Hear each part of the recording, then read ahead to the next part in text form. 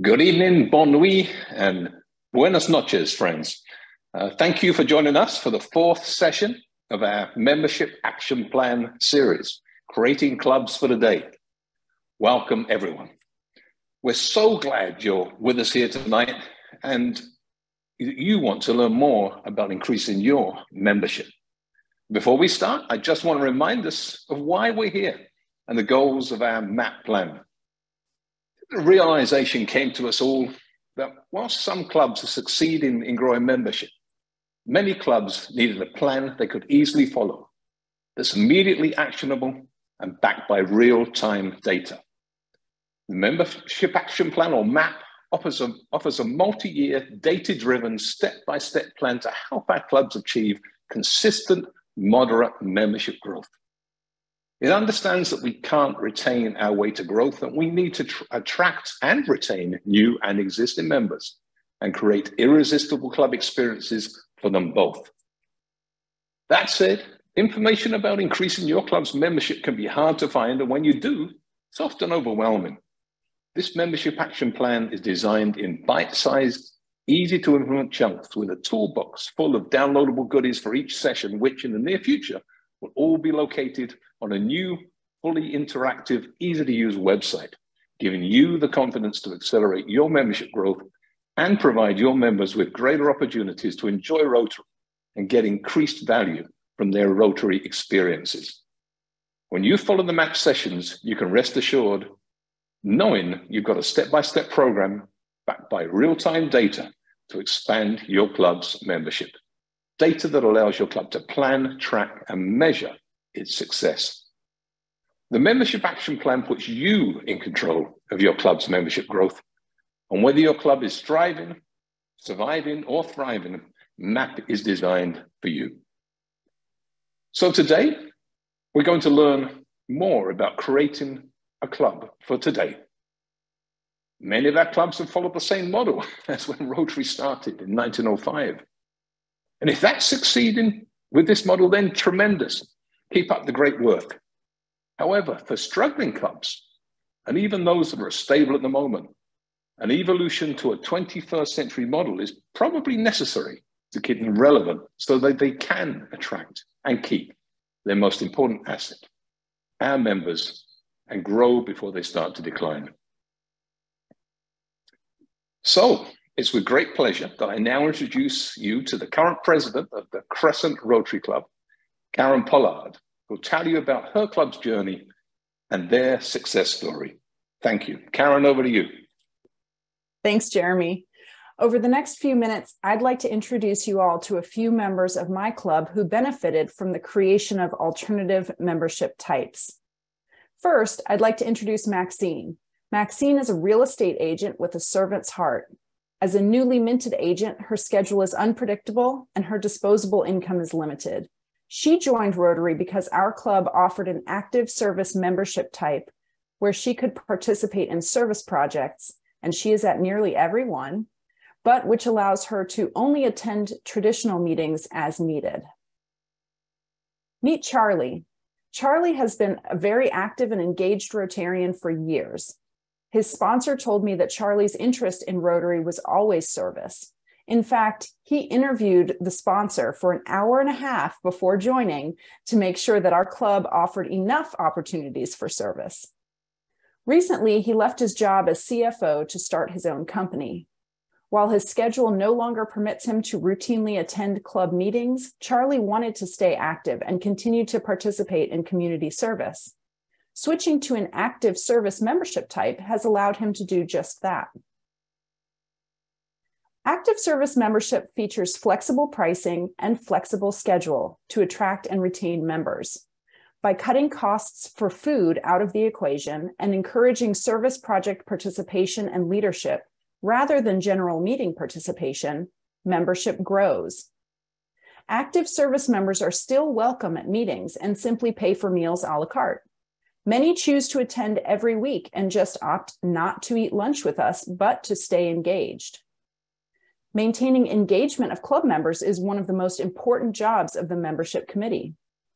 While the active service strategy serves to retain and attract more members, it also serves to improve engagement of club members as they are able to participate in the way that speaks to their hearts. It is now my pleasure to introduce George Robertson Burnett, Innovative Club Advocate for Zone 34, to talk about the incredible flexibility provided to clubs. Good evening, all. Thank you for those inspiring and compelling stories, Karen. And I'm glad to let you all know that Karen will be back with us later. And perhaps Karen's stories prompt us to ask a question. That question being, is your club model too inflexible? Is it too restrictive in that we can only serve and be attractive to those who can meet our strict criteria? The chances are that if you are being successful, you have a meeting style and format that meets the needs and aspirations of a large percentage of your target audience, which is, of course, your members and potential members. But what if you are not being very successful in attracting new Rotarians or retaining those already attracted? In these circumstances, you may be encouraged to look at a trend that has recently become apparent for new clubs, new satellites, and reformatting clubs. This trend shows that some of our traditional structure is less attractive than perhaps we believe. So let us look at some items that may be considered less than attractive. Meal provision. The tradition of a set meal at a set cost, whether you attend or not, can be a significant barrier to prospective members and also a source of angst for current members. The trend for meal flexibility has been very apparent recently, with optional meals or no meal provision both becoming more popular. Then there is the preponderance for meetings during the day, Monday to Friday. This has generally been the basis for most clubs traditionally, but we have become very aware that we are only capable of attracting those who can meet this specific time frame. Evenings and weekends certainly offer new opportunities. Of course, if it works for you, that's fine, but the flexible approach has been far more prevalent lately. And this is also true of meeting format. Traditionally, it was the same meeting format each week, but many clubs have departed from that and introduced flexible formats, with traditional meetings interspersed with service opportunities, social events, online meetings, and not forgetting the opportunity for less frequent meetings. Our tradition to be meeting in city centre often adds to the complications created by heavy traffic and parking. And when you add the 1 to 1.5 hour meeting time to the travelling time to get to the meeting and back, this can mean we are restricting the club's membership to those people who can afford to write off 2 to 3 hours during the working day. Sometimes our rigid rituals can come as a shock to potential members. Let me give you an example. I was at a Rotary meeting where they had invited a number of Rotaractors. Right at the start of the meeting, everyone stood up and started singing the song Smile with great gusto. The look of sheer panic on the Rotaractors' face as they looked at each other saying, OMG, the old folks are singing.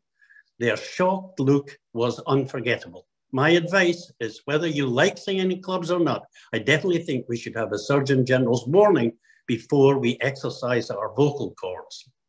So moving on, our invocation should also have a regard to the diversity of our organization's membership. This is all an integral part of our inclusiveness. Another aspect is that most of our traditional clubs still hand over a large part of their meeting to speakers. Fine if you can consistently get quality, informative, and entertaining speakers, but not so good if you have a constant parade of charities and organizations looking to fatten their coffers with the funds of good-hearted Rotarians, who quite honestly already have the best charity in the world in-house, our very own Rotary Foundation. Now, some or all of these may work for you, but we should be sure that we are not just continuing with the "we've always done it this way" syndrome, and really take a look at what gives value to our current and prospective members. Value for their time, value for their treasure, value for their commitment to service. I wanted to give you an example regarding a club recognizing that change was needed. That would be next slide, I think. Change was needed. I was part of the district's triage team when we got a call from a weekly lunchtime club with set meal and a long history, saying they would like assistance as they thought they needed an outside view as the club had lost its way and its passion. After a number of meetings with the club made major changes to their format, becoming a breakfast club to better serve the busy membership, dispensing with a fixed meal, reviewing tired fundraisers, and effectively getting back to enjoying their membership with far more flexibility. Within only a couple of years, the club won the district's Club of the Year award and remains a vibrant club with great relevance within the district and within their community to this day, proving bold moves can pay big dividends. And while we raised a smile with this cartoon, if we have the next slide, thank you. Oh, we are there. And while we raised a smile with this cartoon on making things fit, we are not suggesting that you take a sledgehammer to your club, but perhaps just look at your format and style to ensure you are delivering an attractive, relevant Rotary to your members. Thank you for your consideration, and I wish you well in your quest to maintain or create strong Rotary clubs. And now I have the pleasure of turning the program over to Raishika Bush, who is the 2024-25 Governor for District 7750. Raishika, take it away. Thank you, George. Rotary's product has not changed in 117 years. The world is changing, and so must Rotary. We need a new product that meets people where they are. Rotary has found that clubs that are more flexible, have less time commitment, and offer lower costs obtain new members and retain current members at a higher rate. Let's take a look at some characteristics that can make a club irresistible. They do not meet weekly. They are open to meeting after hours. Meals are pay as you come. The club provides a mixture of meetings, networking and socials, and finally, meaningful service projects. Now let's take a closer look at the rainbow of Rotary possibilities in membership types. We see that we have SpongeBob here to help us with that demonstration. First, we have a corporate membership. This is an opportunity for a club to connect with a local corporation or company they feel will be a great addition to the membership body. So this is how this works. One individual is identified as a corporate active member with up to 2 corporate associate members, all of whom are Rotarians. They pay all applicable dues, RI, district, and club. They can hold office in club leadership, being a club president, serving on the board, etc. Typically, in clubs where meals are prepaid along with the dues, the associate members are exempted from that requirement. If they attend a meeting where the primary member is not present, they can eat the meal that is included in the dues invoice. Of course, if both attend, the second person pays at the door. The fee schedule is developed by club leadership and it varies from club to club. In clubs that do not include meals on the dues invoice, the associate member may pay dues at a lower rate or be exempt from initiation fees or other measures to make it attractive. And Rotarians, don't forget to consider your employer as an option when considering corporate membership. Next, we have a family membership. This is for a couple or family unit in which one person is the primary member and up to 2 are the associate members. And typically the arrangement for the primary and the associate are like the corporate model. This is an opportunity to bring like-minded family members who care about their community into the Rotary family.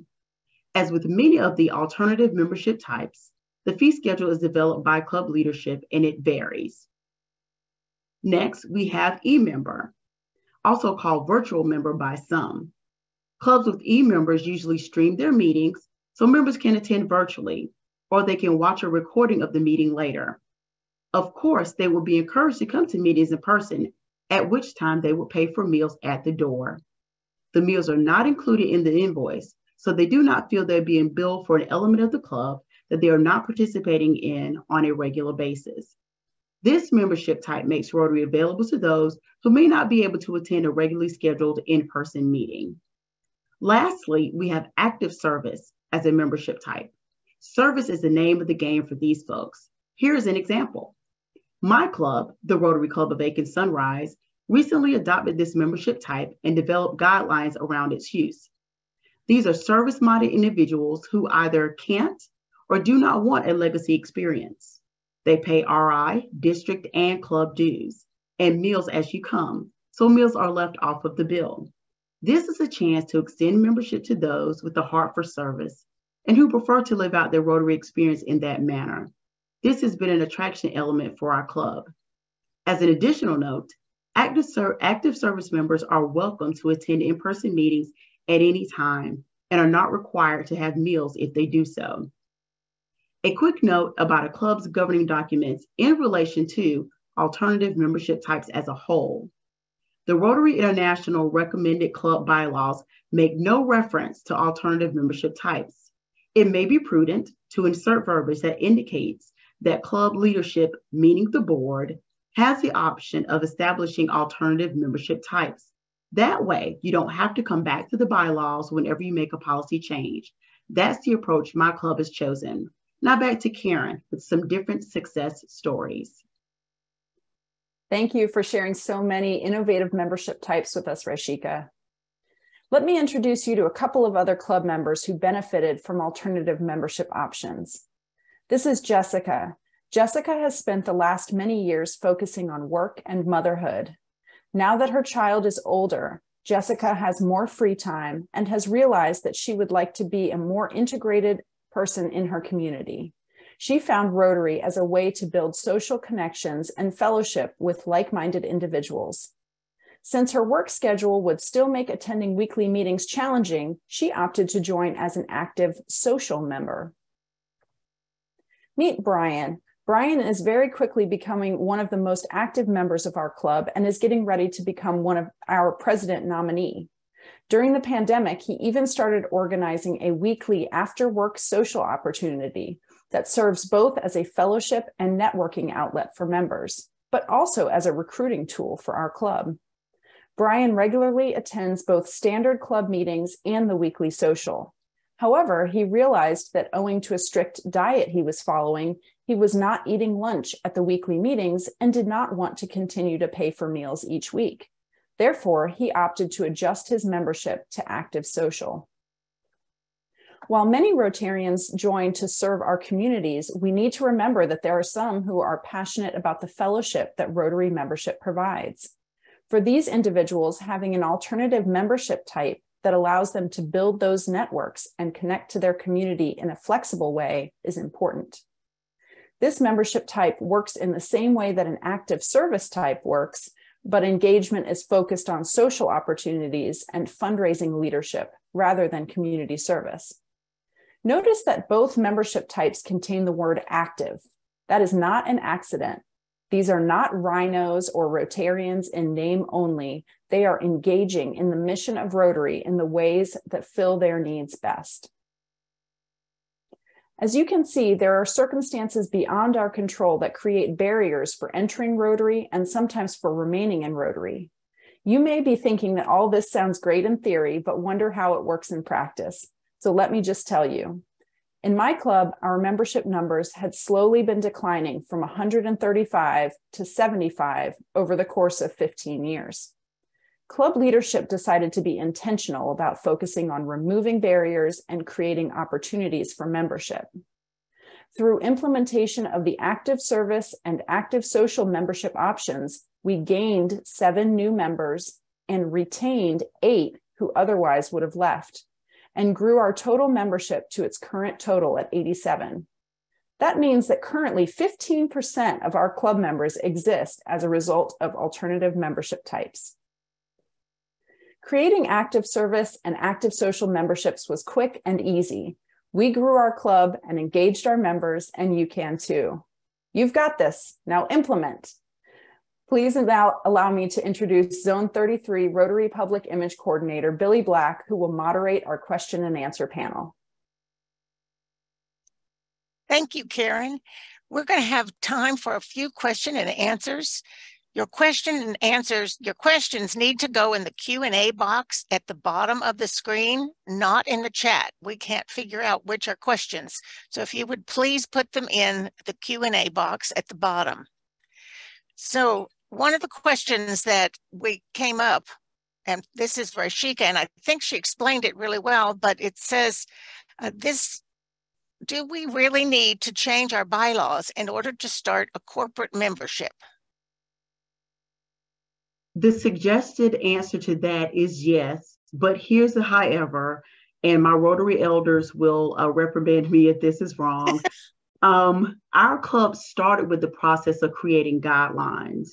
And those guidelines are stored in an electronic database that we use in our district called DACDB, so that any leader that comes after us will be able to find those guidelines as well as the board members and follow those. So we started with guidelines. One of the reasons it's important with service, I'll say that, is because you don't want to give a person an opportunity to be an active service member and they come to one or two projects. We've actually outlined how many projects an individual must complete during a quarter to maintain that level of membership, because we are going to be monitoring that you're an active service member. So I'll say that at a minimum, guidelines are important so that it keeps everyone in line, and you can kind of double check and make sure that person is following the membership type that they said that they want to be a part of. Thank you, Rashika.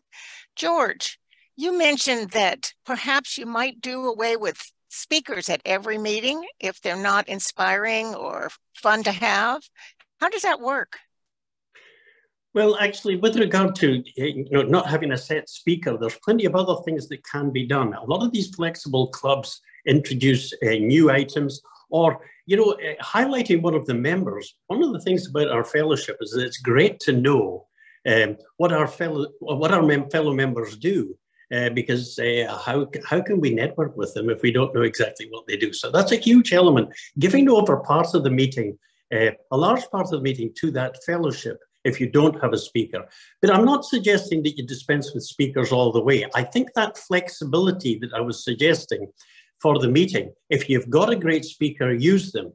Don't use bad speakers, effectively, and find something else to do, be it a quiz, be it an introduction of a member, either an old member or a new member. Bringing the changes, the unpredictability of the meeting is what I was suggesting. And some of the new club formats take that to the extreme, like nobody knows what to expect. They don't even put in an agenda. So when you turn up, and what they're trying to foster is that the fear of missing Rotary, as we've heard on a previous call before, FMR. Fear of missing Rotary is, because the unpredictability of knowing what's to happen. So rather than just totally dispensing with speakers, if you've got a good speaker, use them and promote it so that people know that this is going to be a great speaker. But a constant, sort of week after week of speakers who are failing to hit that interest level is certainly not a good thing. Well, thank you, George. I believe that we have answered in the chat that all of these, the PowerPoints and the recording and extra pieces of documentation, will be offered to you, and we will be sending that out tomorrow or the next day, and you'll have a link and a QR code to follow to get all of these pieces to help you.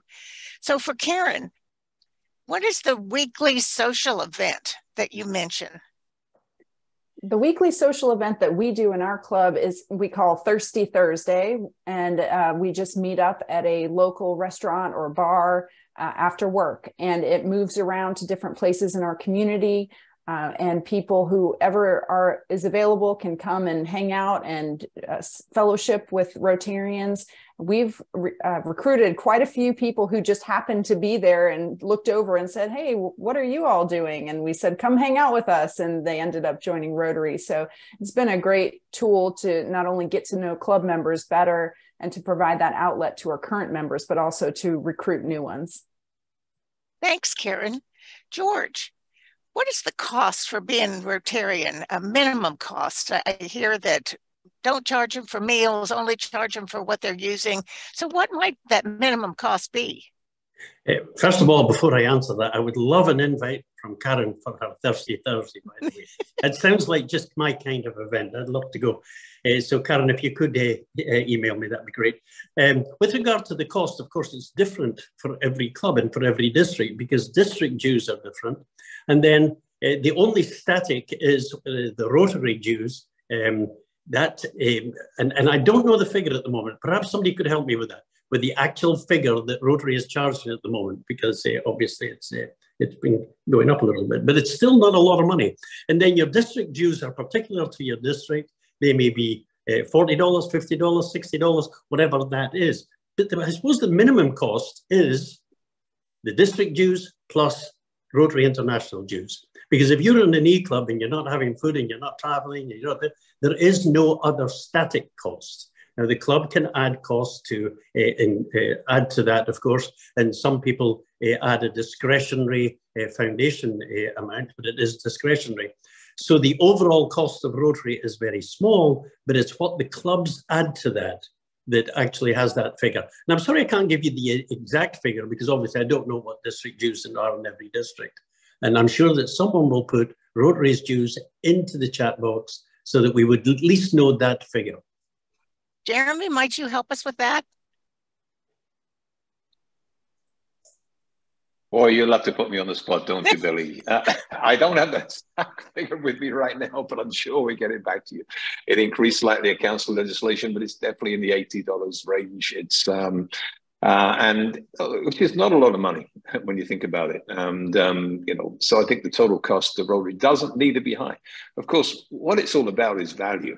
It's really about adding value, and cost is not something we need to worry too much about if our clubs are irresistible, because we show people are prepared to pay when they give them value. And that's really what we need to do, is create that value experience for our members and improve that.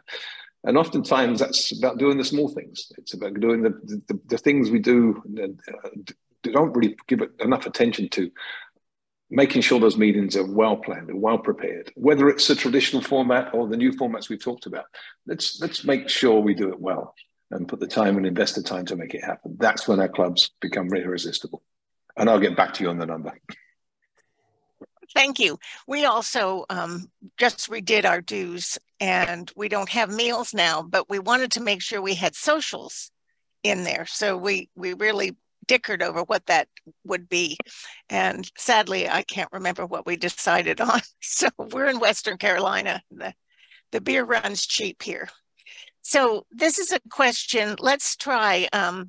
Karen, is there a concern that adding these alternative membership types will cause clubs to use members that are paying full dues? I know that's always a concern. We certainly heard that concern in our club, but what we actually found was we didn't lose members to the new membership types, but we did retain people who otherwise would have left. So it didn't cause anybody who was a fully engaged, loving to eat lunch every week member to stop doing that, but it did keep several members. I think I mentioned 7 or 8 members who were going to leave and then said, oh, well, now that we have this alternative strategy, I'll stay, because they wanted to be involved. Great. Thank you so much. I have lots of things coming up here in the chat saying district dues are about under $60, but of course, all of our district dues are different. One of the things that we note, and I'm seeing if I can find it again, Rotary believes that 15% of members exist because of the new alternative membership types. So that kind of answers your question, Karen. We're getting new members that are clinging to these new alternative membership types. So that's really great. Also, we've noticed several times that things as small as wishing somebody a happy birthday with a birthday card. My husband got a birthday card today, and he's 83, and you'd think that he would be over the birthday card stage, but he was all excited. He said, look, our club sent me a birthday greeting. So he's looking for Jennifer Jones, and I told him he already got one from Jennifer Jones at the beginning of the month. But those things really do make a difference. So Rashika, this one's for you. How do we communicate effectively with members who don't attend meetings as frequently? Yes, so at Aiken Sunrise, we have an email that goes out each week. And it says the announcements, what's up and coming, who they can contact if they have any questions. Our membership committee also keeps a regular tab on who they haven't seen in a while or who normally comes and we aren't seeing them. And we actually develop a call list for those folks to give those people a call and say, hey, what's going on? Are you okay? Do you need our help? We miss you. So those are two of the things that we at Aiken Sunrise use to keep contact with our folks that we don't always see on a regular basis. And sometimes when we don't know that email is working, we'll have a service project and someone will show up that we haven't seen in a month. And they're like, hey, I still get your emails and I saw you guys going to be out here picking up trash. I thought I'd come and help. So those are just two things that we use at Aiken Sunrise. That's a great idea. I love that telephone call. That's very personal. Jeremy, let's try you here. How do you cover venue fees for meeting space and food if fewer members are attending meetings, or that's an unknown number that's attending meetings? Wow, that's a very, very technical relationship with your venue question, I think. And I mean, I think there's a couple of approaches that you can try and achieve with venues, of course, and one is a flexible one where you try and build at the door rather than ahead of time. I know my club does that, and in fact, we've got a great relationship with the restaurant where we hold, the hotel where we hold our meetings, where they actually send out a note ahead of time. Actually, it comes out every Sunday, they ask us if we plan to come or not, and actually ask us to choose our food. So again, that's one circumstance, but I think it's got to be individually negotiated. But these are the little things that matter, and these are the things that we need to put time into, and they do directly affect our Rotarians' experiences. So it's a great question, and it's like anything. If we put the time and effort into sorting these things out and planning these, then we'll have a better experience. But I would say, in relation to that question, it very much depends upon the relationship that you develop with the location, and oftentimes that's not easy because we're not always the most attractive client out there. When it comes to helping the meetings. So I think we've got to be realistic about that and find alternatives. And this is, I think, much of the reason why you're seeing alternative club types being so successful. It takes the stress out of the process. Great. Thanks, Jeremy. Someone asked the question, did I hear correctly that if there is a corporate member and 2 associate members, all 3 pay RI and club dues? Rashika, can you weigh in on that since you introduced our corporate membership? Yes, and I will defer to some of my other panelists. You're going to take a lifeline? Yes, if I don't answer this correctly, but the answer to that is yes. What makes this option attractive is for the associate members, that meal cost. And again, the fee scale for these folks is going to vary from club to club, but they do pay RI, district, and club dues. However, those 2 associates can have those meal costs either kind of pay as you come or at a discount. So yes, you heard that correctly. And my Rotary elders that are on, if that was wrong or that didn't sound quite right, or you want to add something, please do. George, was she speaking to you? Yeah, well, I would just say that what we need to bear in mind that there are only 2 actual membership types within Rotary itself. We create these other elements in the clubs. So the 2 elements at Rotary are active or honorary. All active members pay Rotary dues, and therefore to be an active Rotarian, you will be paying Rotary International. Now, what the club does with regard to these different, like family membership, they can bring in their own due structure. But if you want to be in Rotary, you're paying Rotary International. Absolutely. And one of the items that comes up in our district is they think that the corporation is the membership, is the person. So Terry Weaver is always saying, corporation cannot be a member, it has to be a person. So just remember that you can't put that in the database. So Before we close, I have about enough time for one more question. Anybody have a question?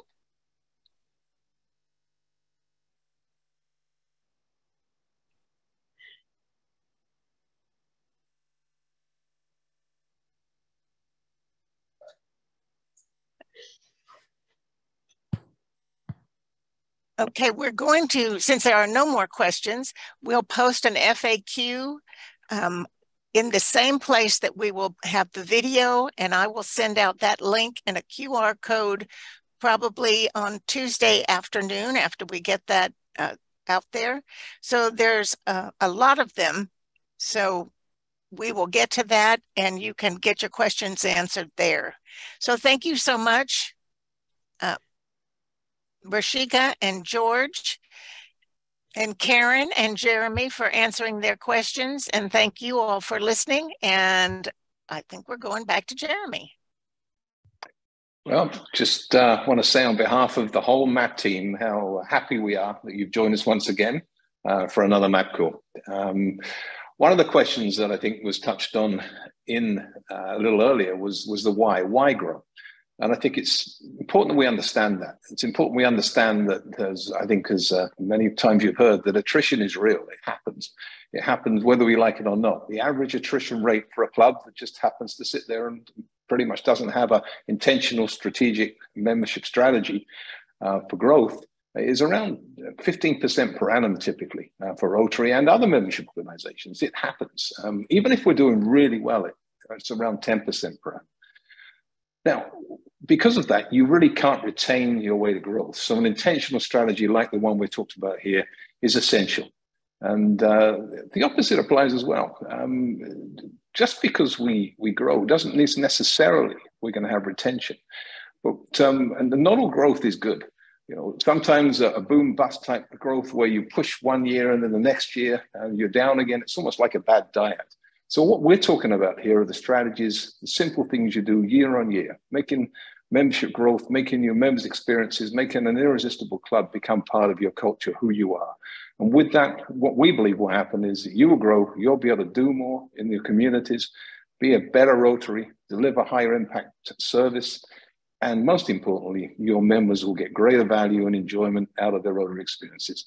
We hope that the tips you receive on these webinars, the messages you got tonight will resonate with you. You'll be able to pick parts out of them and apply them in your clubs and in your districts. Thanks for attending. We look forward to seeing you next month. Let's do this. We've got it. Take care. Have a great one. Bye.